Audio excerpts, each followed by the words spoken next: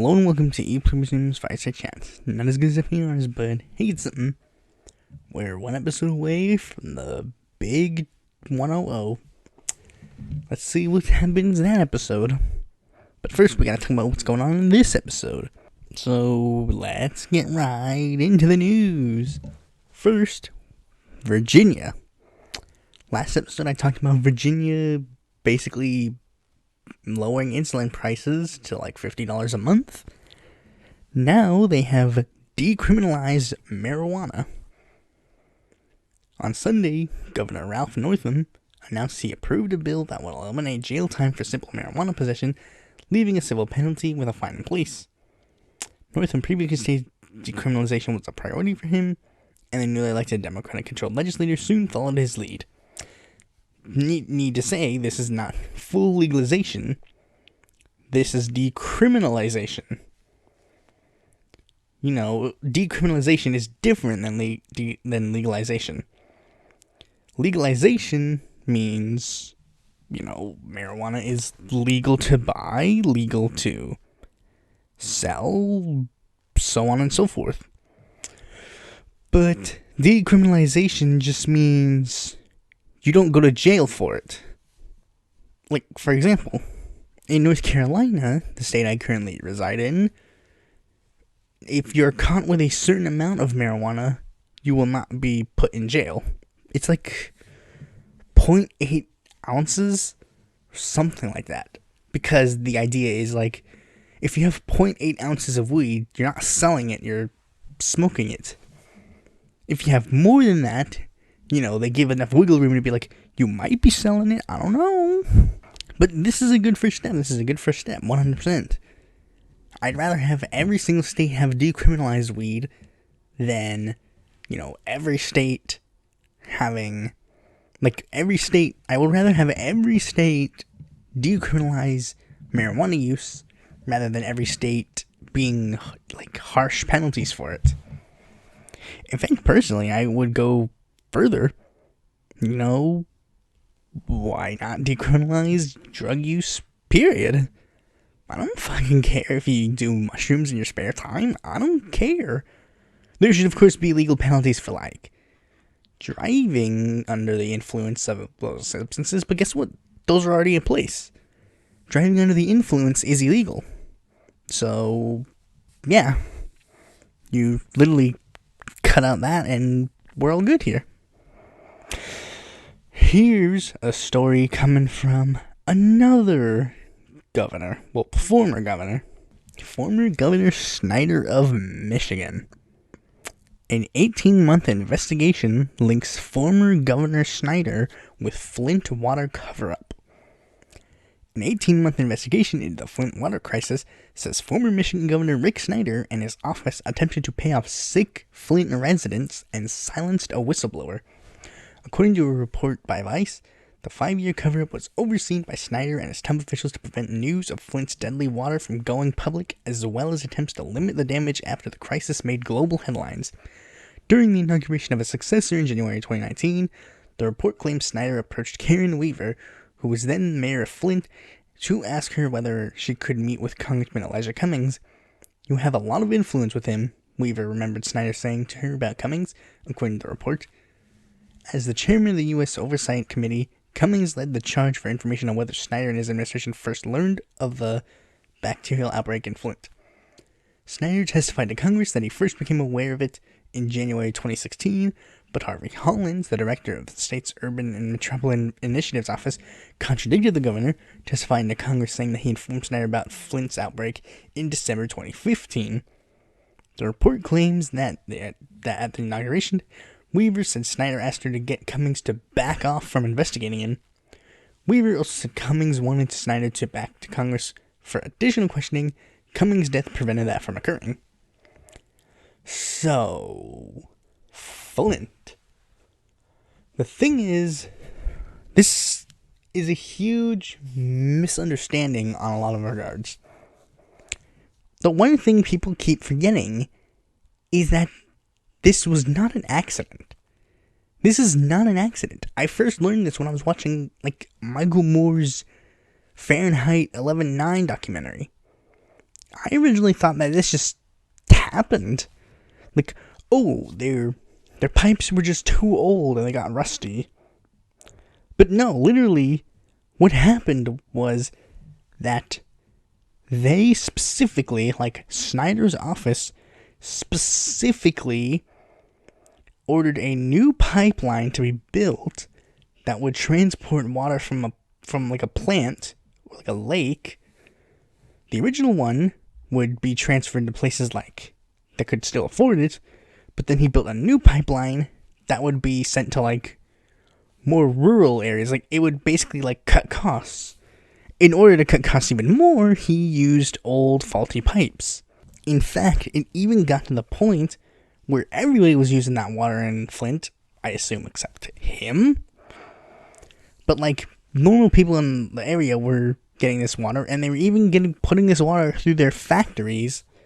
You know, because Michigan's this huge factory state that builds cars. However, turns out when the cars would go in the infested water, they'd break. So then he decided, you know what? No, you guys are gonna get the good water. You guys are gonna get the good, refreshing water, whereas the lead-filled water is gonna go to the residents of Flint. So like, this is like deeper than people think. A lot of people still just like, yeah, Flint still has lead in the water, but they should really be rephrasing it as, you know, the governor still put lead in their water.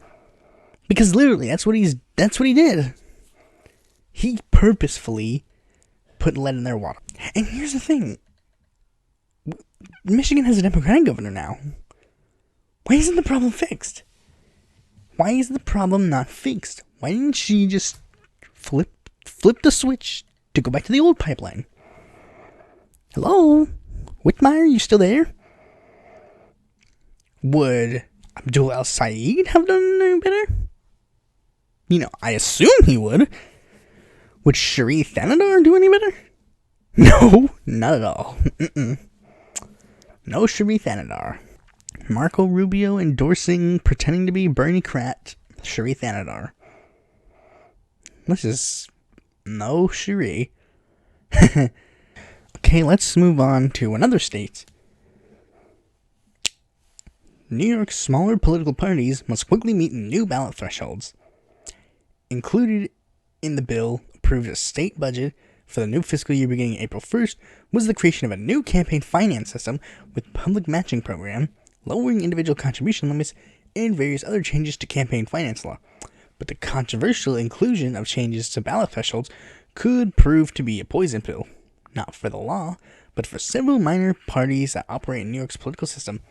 The new thresholds to secure an automatic ballot line will be daunting for most, if not all, minor parties in the state, considering their showing in recent elections for governor and president.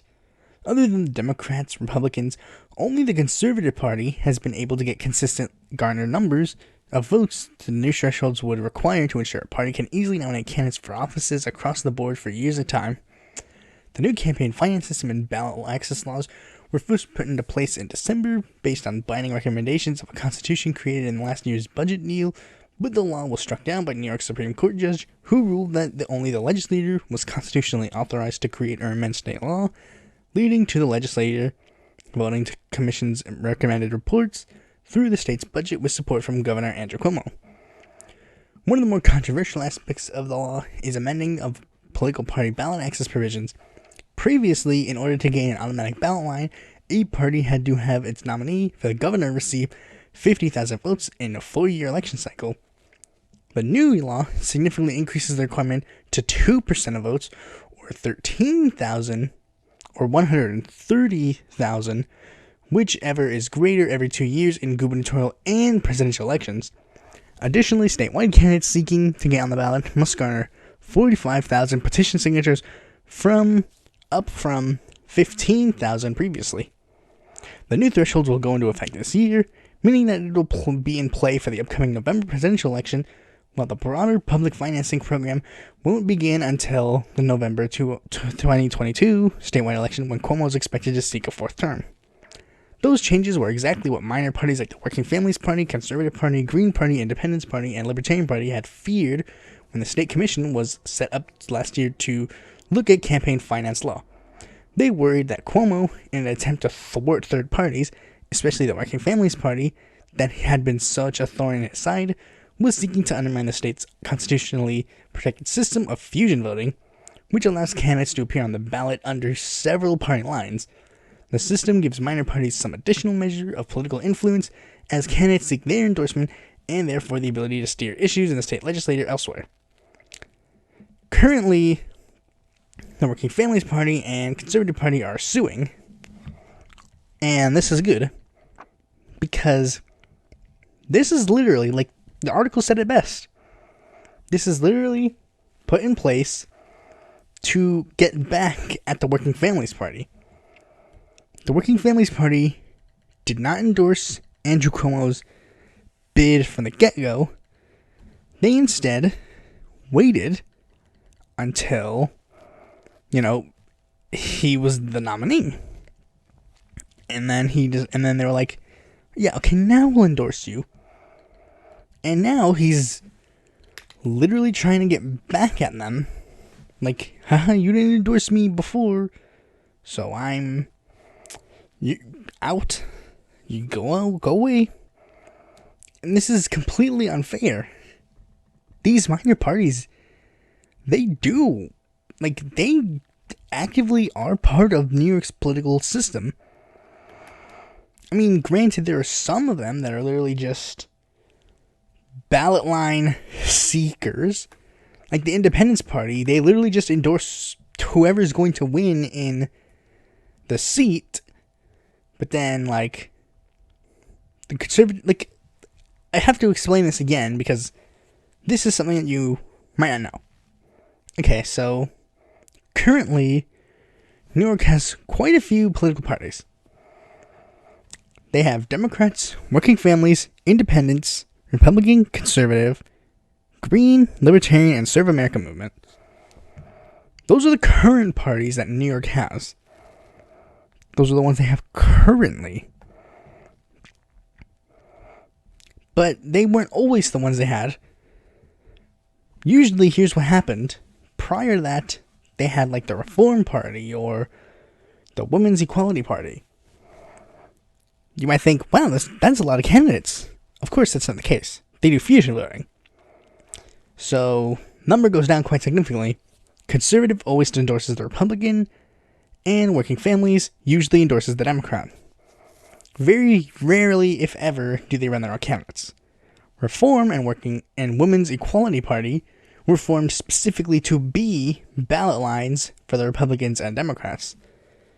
Independents they don't usually run their own candidates anymore. They did used to. But now, they usually just endorse whoever will be the winner of the election. For example, in a deeply red district, they will endorse the Republican, but in the gubernatorial race, they will endorse Cuomo.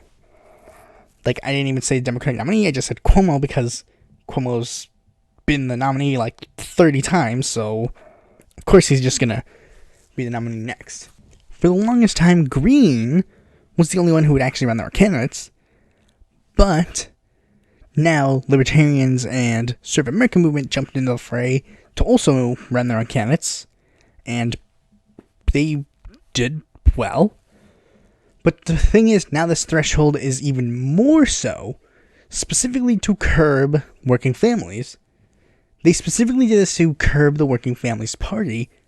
I mean, of course, Cuomo's happy with the fact that Greens won't be on the ballot, but Cuomo specifically did this because the Working Families Party endorsed Cynthia Nixon over him during the primary. Because, believe it or not, they were ideologically more consistent with Cynthia Nixon than Andrew Cuomo. Usually they do, like in the 2014 gubernatorial election, they snubbed Zephyr Teachout in favor of Cuomo because Cuomo was just going to be the done deal nominee. But Cynthia Nixon barely beat Cuomo in the Working Families Party ballot. I think Howie Hawkins also ran for the Working Families Party ballot line, but he didn't get it either. Of course not. But this is specifically to curb minor parties in New York, specifically working families. They're specifically doing this for hurting the Working Families Party. Do not underestimate this. This is 100% the reason why they're doing this. They're not doing this to protect anything or whatever. They're doing this specifically to hurt them. This is just a done deal. It's 100%. I hope that these minor parties are able to, surpass these things, or either get rid of this law entirely or find a way to overcome it. And yes, I do mean even the Conservative Party, they deserve to be on the ballot just as much as anybody else. The next story is, I'm not exactly going to... Okay, so this is coming from south of the border, but the title is really what gets me. Defiant Mexican president challenges critics to vote him out early. The title is definitely eyebrow-raising. Mexican President Andrés Manuel López Obrador on Tuesday proposed bringing forward a referendum on his presidency to June 2021 from 2022, challenging his opponents to accept the offer and vote him out of office. Critics of the leftist president's management of the economy, his security record, and handling of the coronavirus pandemic have increasingly urged voters to use the self-imposed recall vote on his performance to get rid of him. López Obrador, who won election by a landslide in 2018, proposed the early vote in his 6-year term, initially wanted to hold it on the same day as the midterm legislative elections in June 2021. Fearing that he would use the vote to put himself as the center of the 2021 elections, the opposition balked the idea and forced him to move it in the spring of 2022. Now that López Obrador's popularity has fallen sharply, I doubt that, opponents have seized on the referendum as an opportunity. Never shy of scrapping with critics, López Obrador challenged them to put their grievances to the public by moving the vote to when he first proposed it. I'm offering them to bring forward the date, that we don't wait until 2022 for the recall vote, that we take advantage of the midterm elections by holding it the same day. Okay, so they are talking about his poll numbers dropping and stuff.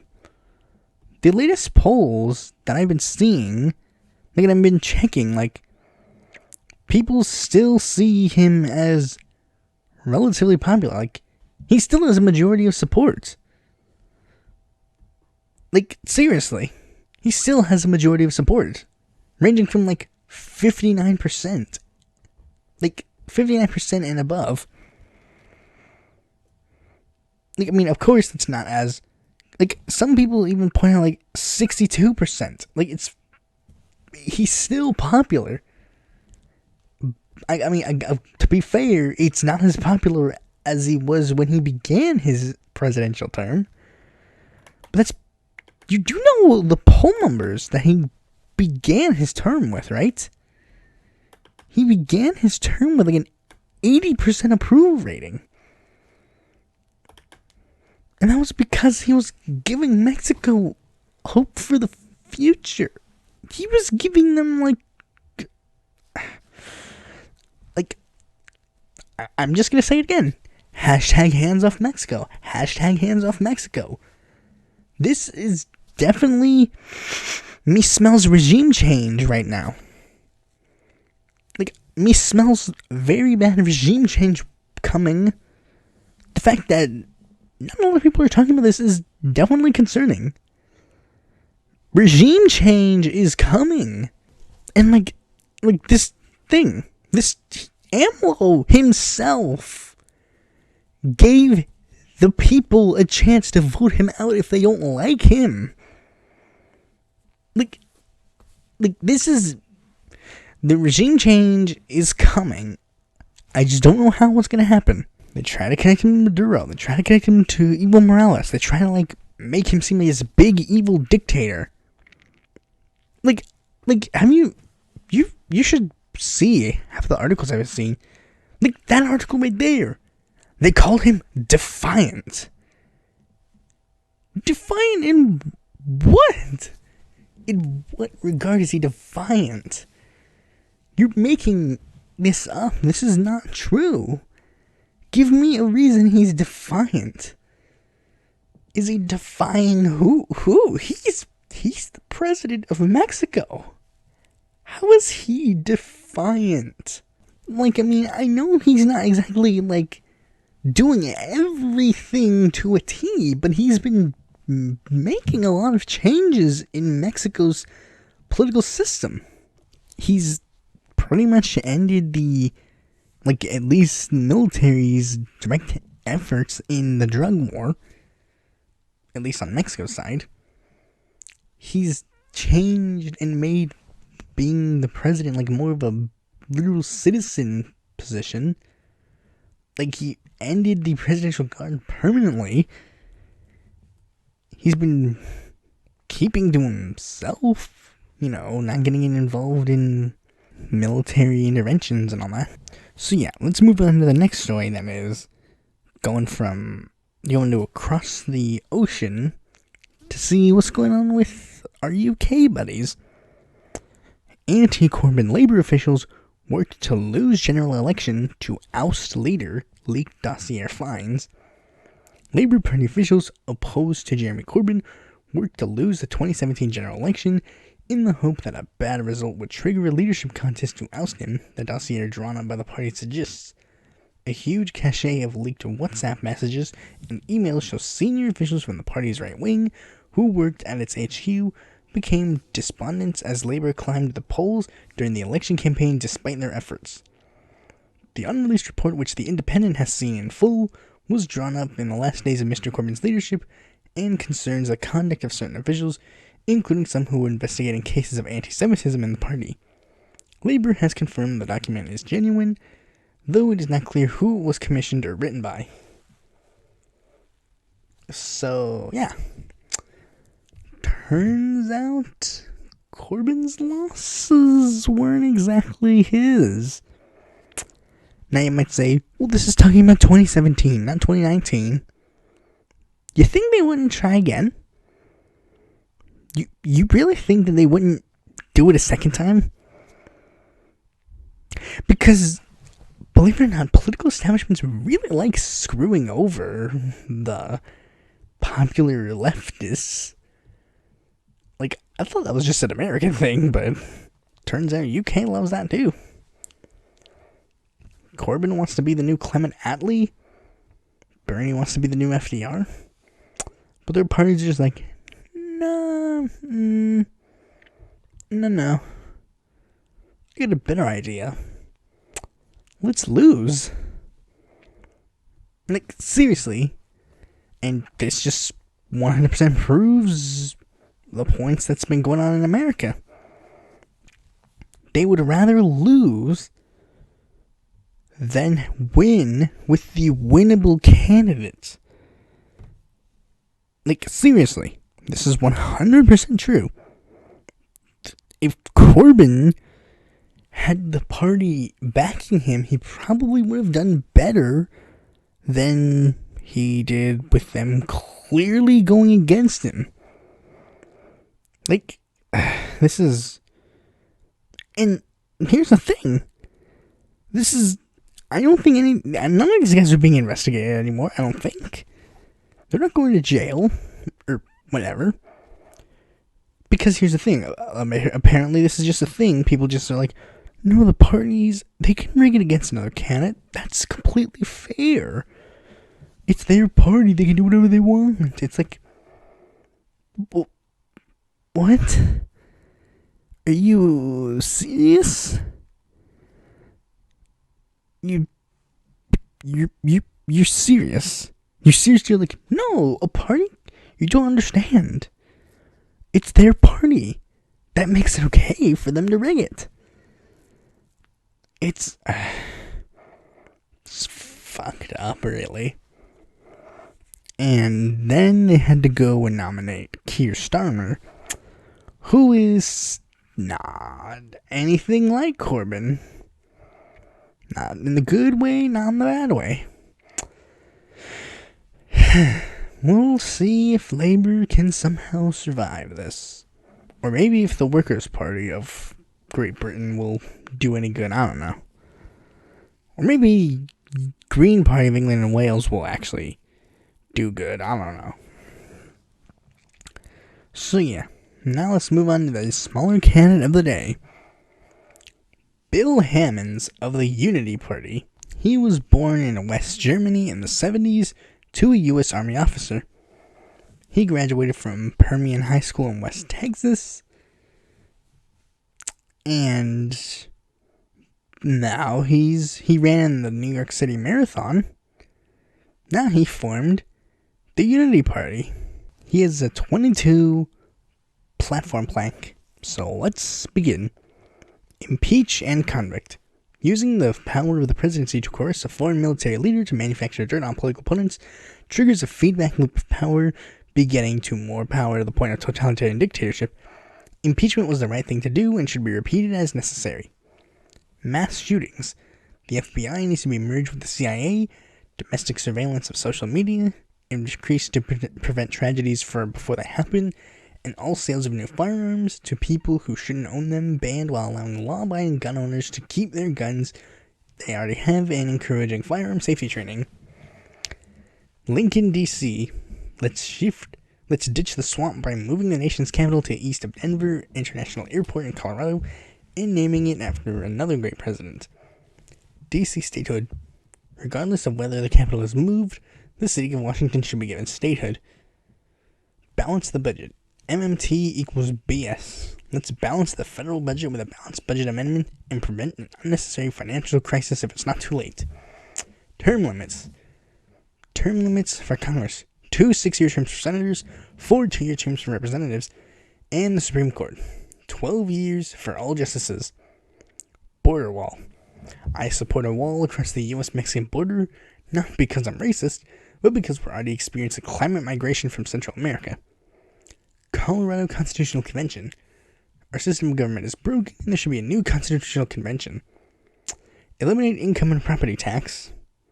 Defend America at all costs. We should resurrect the federal Start War Strategic Defense Initiative program to fend off North Korea and other bad actors. America's spaceport development. Life and death. I support the right to choose, but I also support the death penalty. Gun rights. As with the rest, I support the Second Amendment. Law enforcement. Medicare for all Americans who want it. Net neutrality. Yes, net neutrality? Yeah, it looks like net neutrality. Federal life insurance. Making 16 the minimum voting and donating age. Approval voting. Redistricting gerrymandered districts. Should be, need to outlaw gerrymandering. Renaming Columbus Day Discovery Day. And cloth flags for fallen veterans. When my father Rich passed away due to Agent Orange exposure in the Vietnam War, I was dismissed when the hospice nurses laid a nylon flag over his body. There should be a federal law mandating that only cloth flags could be used for such a purpose. Okay. That's not necessarily a top priority, but whatever. I guess it makes sense if he's personally upset about something that happened to him. Okay, so anyways, now let's move on to the main topic of this video. Hunter Avallone. Okay, so you all may not know who Hunter Avallone is. Well, Hunter Avallone is a very interesting political figure, to say the least. Okay, so Hunter Avallone, well, when you look up Hunter Avallone, his first videos don't necessarily make anything unique. His beginning videos are just boring, normal stuff. But then came the big video that changed everything. His video entitled How to Be a Liberal. And then everything changed. Number 1. The look. You can't just say you're a liberal. You've got to look like one also. You can start by changing your Facebook profile picture to a rainbow. Next, get some bumper stickers, and I mean a lot of them, and deck out the back of your car. I'm talking bumper stickers that say, ready for Hillary, uninformed voter, and I break for Bernie. Hopefully a conservative will be driving down the road, see the bumper stickers, get distracted, and crash. His Obamacare probably won't pay for his medical bills, so he will die. Ha! You could tell as I was playing that clip, I laughed at the end. But you get his point. He was like this typical, I mean, I wouldn't even say necessarily typical conservative YouTuber, but I mean, I guess kind of typical conservative YouTuber. It's a weird thing. You know, Steven Crowder and Ben Shapiro and like Dave Rubin and all of these conservative YouTubers, the one thing that they have in common is that they're like, like they're not interesting at all. They like have no personality really, except for like conservative. But the thing about Hunter Avallone that was unique was that he was, What's the word? There's a word for what he is. Oh yeah, charming, funny. Put quality time into making his content. I mean, to be honest, I don't remember which Hunter Avallone video I first watched. It was probably something about like SJWs or something. And I was like, hooray, yes, this is funny, this is hilarious. And then I subscribed to him. Then, like, the next video afterward was like, why, liberals are stupid. And I'm like, oh no. Or like, it was something like something like explicitly stating he was a conservative. And I'm like, oh no, what have I gotten myself into? But, of course I was gonna be like, oh no, he's an evil conservative. I mean, I wasn't even at the point where I was like, evil conservative, but I was just like, he's a conservative. Uh-oh. Not so good. I mean, I just don't like, because, there were some things that he was saying that was just like, what?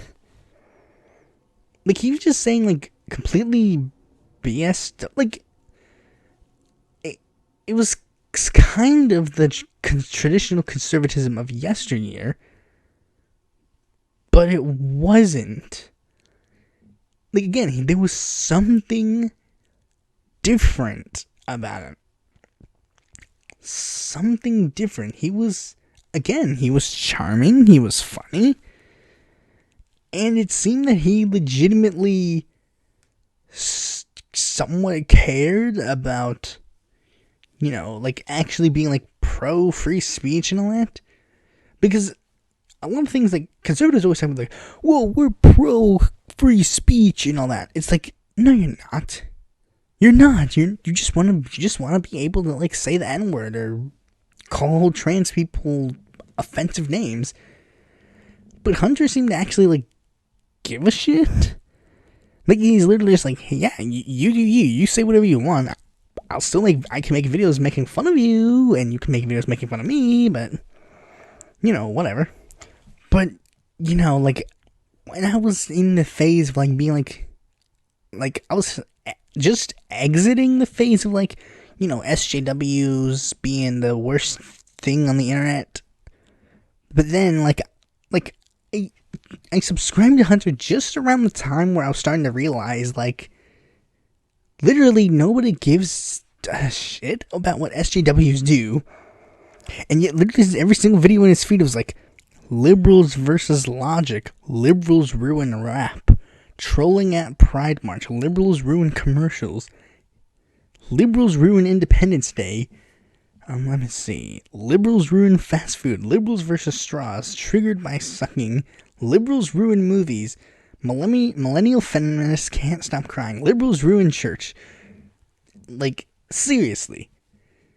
Greasy liberal calls me out. The problem in believing women. The feminist must be stopped. A.B. Schumer strikes again, collecting liberal tears. It's like, this is liberals ruin women. Crazy liberal chick calls me out. Dear millennials, furries, it's time to stop. Liberals ruin Thanksgiving. Migrant caravan, it's time to stop. Dear liberals, stop brainwashing kids. Liberals ruin Christmas. AOC is an idiot. Leave CNN in 2018. The gays strike again. Trolling LA Women's March. Sexist Gillette commercial video bashes men. Elizabeth Warren is an idiot. Okay, I guess we can agree on that one. Stephen Colbert sucks. Okay, we can probably agree on that too. Liberal meltdown, Mueller report. Okay, me and Hunter might actually have a lot more agreement than I originally thought. But yeah, like, the fact that he was competent and well-spoken and could make a good video was pretty much all I could really say about Hunter Avallone's videos. Like, literally, that was all I could say about his videos. Like, that was it. That was all he had. Otherwise, his videos were just the kind of typical conservative talking points. You know, the gays are bad. Liberals want to ruin everything. You know, the liberals will make us be stupid, or whatever. And those videos were entertaining, don't get me wrong, but, you know, not politically. I wouldn't go to those videos for, like, politically accurate content. Now, why am I talking about him? You might be thinking, like, this just seems like a shitty YouTuber, to be honest. Why are you even giving this guy the time of day? Well, because Hunter seems to be making a bit of a metamorphosis. First, I'm going to have to explain it, because a lot of people think that this metamorphosis just happened, but it's actually been going on for a while now. First, Hunter Avallone was a very adherent Christian, which is where he got his conservative viewpoints from. And then one day he just announced on his YouTube channel, like, he was like, after doing the research, after looking into all this, I don't necessarily consider myself a Christian anymore. And that was like the first time where I was like, oh, Hunter, that sounds very, very interesting. And I'll tell you why I think that's interesting in a minute. Now, that was just a slight shift. Now he wasn't really using the Bible to argue his points anymore.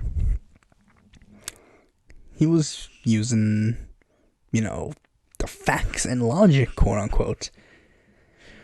But then his views shifted again when one day on his YouTube channel he announced that he had a kid. He had a child. And he's like 23.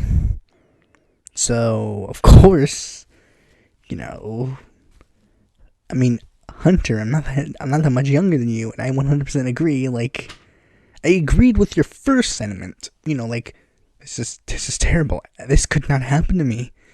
This can never happen to me. But then Hunter Avallone, like, he warmed up to the idea.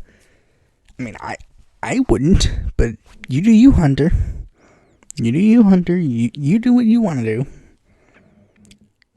But around the same time he was going through a lot of troubles, he was mad. He's a 23-year-old boy, I guess.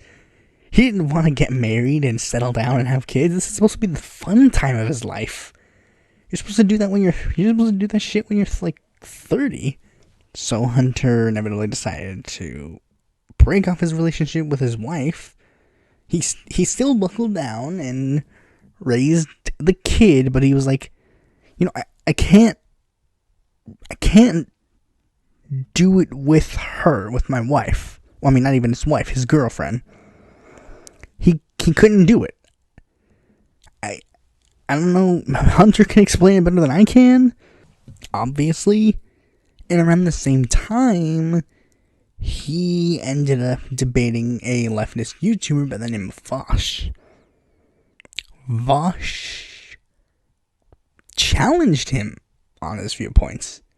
He challenged Hunter, saying, BS, like Hunter at one point in the debate said, like, I'm talking about real trans people, and he's like, well, what do you mean by real trans people? And he's like, well, I mean, trans people who, like, people who pass. It's like, well, I mean, but you can still be trans and not pass. You know that, right?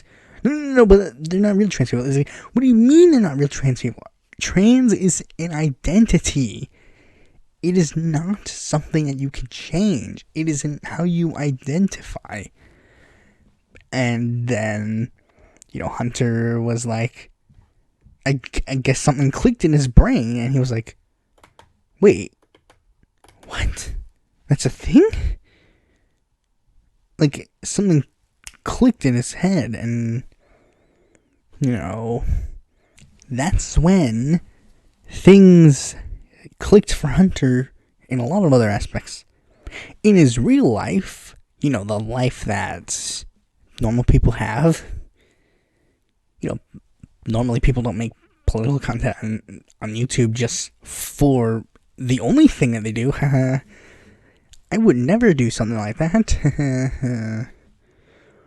But Hunter was like, no, I made a mistake. Went to his GF. She decided to take him back. I mean, have you seen Hunter Avallone? I mean, no matter what he did, I think you can agree that you'd be taking him back if he was one of your exes. I guarantee you. But anyways, and then he of course started rethinking some of his politics as well. He was like, wait a minute, if what I thought then wasn't 100% absolute, what else wasn't I right about? And, he started rethinking a lot of his viewpoints. Like the first thing that clicked for him was gay rights. He was like, just like, hey, it makes sense. Like, gay people being normal it makes sense. He even went so far as to delete his most popular YouTube video, The Truth About Transgenders, because he doesn't agree with what he says. In the video, he talks about, like, hugely anti-trans stuff. Now, he's not anti-trans. He likes trans people. He likes gay people. He likes black people. I'm not saying that he didn't like them before, but I'm just saying, like, before, he was like, African Americans who don't have jobs, you just gotta pull yourselves up by your bootstraps. And now he's like, wait a minute. I'm starting to see the socioeconomic reasons why black unemployment is up. I'm starting to see that. He was a huge Trump fanboy, but now he's like, now I don't see that much that in his. I see the flaws in this man. Like, and this was big. In fact, many of Hunter's recent videos were criticizing right-wingers. I mean, let me see. Okay, so he criticized celebrities for being dumb, with their whole Imagine video and all that stuff during the coronavirus. He complained about the conservative dating game by Caitlyn Bennett, the gun girl. The anti-LGBT community strikes again. And his most recent video is about Onision, but that's a whole different story. He's also been criticizing the alt-right, which is something he didn't do because I guess he didn't think that was that big of a deal. Because SJWs was the big thing on the internet. Now he's like, yeah, maybe the alt-right guys are kind of the big issue more. I mean, the open white nationalists are kind of a bad idea, am I right? But the thing that I absolutely loved was this part. There was one thing that Hunter Avallone said that made me fucking be like, yes, dude, yes. Okay, I mean, technically there's one thing here that says he evolved to being in favor. He was open to single payer, and he apparently likes British. I don't know. I think this was in Vash's stream, but I haven't finished it, so I haven't gotten around to getting to that part. But this is the one that made me really. He criticized Dave Rubin, Candace Owens, and other conservative grifters. He criticized them openly, saying all you gotta do is say the same old conservative talking points, and you get a show on PragerU. It's like, yes, Hunter, yes. There was actually one thing that he said before. But prior to this, there was a Turning Point USA forum or whatever. It was talking about the censorship of conservatives. But Hunter Avallone, he used that time period to go on the stage and literally say, actually, I've been looking into the studies, and it turns out this isn't true at all. At all. This is just not true. And then people were like, oh, except for Sargon of Akkad, who's like, no, this is absolutely, he apparently got so mad that he didn't even want to finish, that he didn't even want to get to, say his speech. He just wanted to go to Q&A because he was just so mad. Now, here's the thing. Hunter's fans have had mixed reactions to this. Hunter's been saying, some of his fans have been, all good. But then he's had some fans that are just look, guys, I'm gonna have to be real.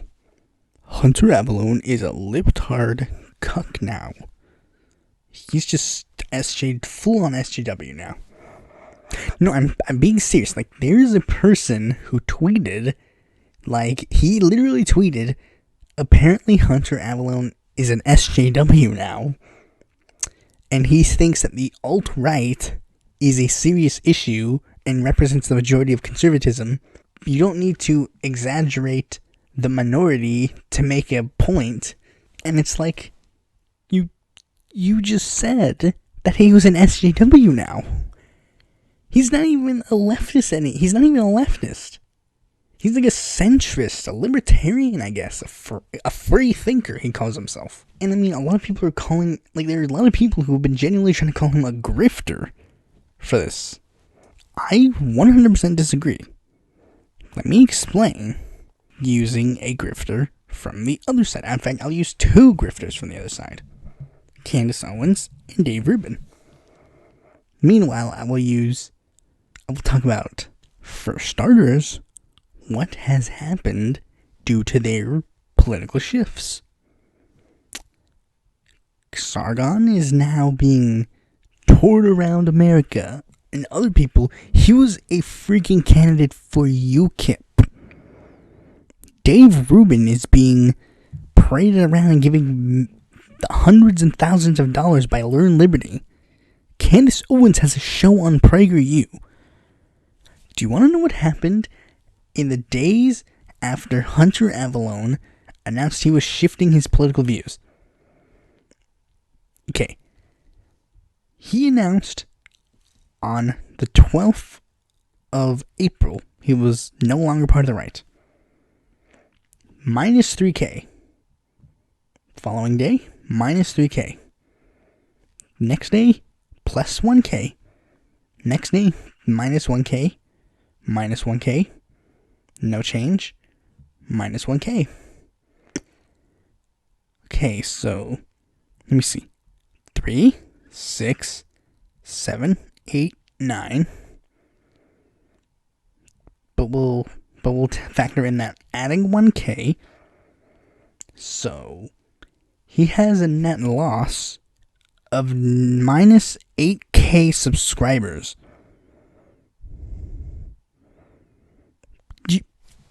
He's a grifter. You're gonna sit here and call him a grifter when he's losing money. He's not gaining money. He's losing money right there. Plus, we need to factor in this. Candace Owens is 30. Dave Rubin is like 43. Sargon is 40. Hunter is 23. His brain isn't fully developed. He's of course going to be shifting his political views as he gets older. Unlike those other three, they're at the age where their political views should pretty much be set in stone. When you're younger, you're not going to be the same person. You're going to shift your views as you get older and as you grow up in the real world. You learn real things. Like, Dave Rubin literally goes one day going like, I love Bernie, to the next moment being like, you know, if Bernie is the Democratic nominee, I'll 100% vote Donald Trump. Hunter has gone through middle grounds. Hunter, he was adherently conservative, then he shifted to moderate conservatism, and then he shifted to centrism or libertarianism or whatever he chooses to call himself. Dave Rubin one day went from TYT progressive to libertarian in 2 seconds. Makes no sense. Makes absolutely no sense. If, like, for a 40-year-old man, it makes no sense.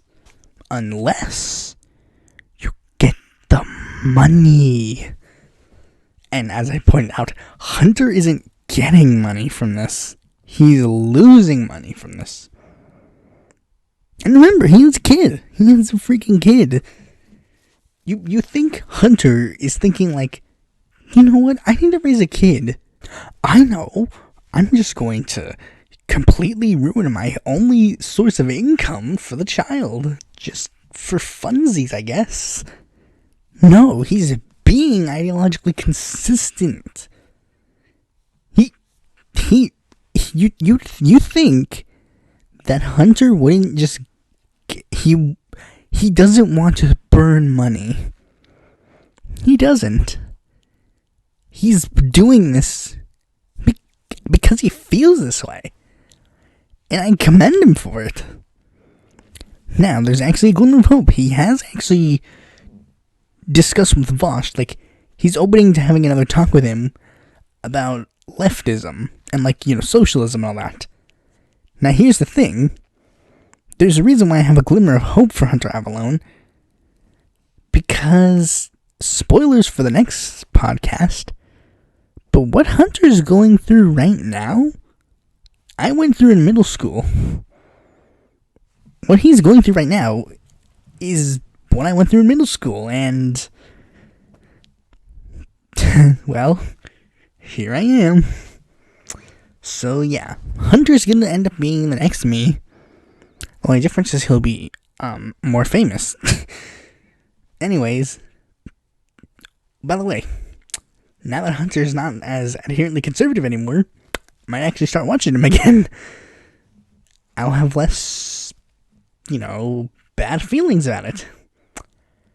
Thanks for watching this video. Be sure to like, comment, subscribe, and click that bell to be notified when a future video mine comes out. And if you're interested in more content from me, you can go to my website or follow me on Facebook, Twitter, or Quora, or check out my articles on the Independent Political Reporter.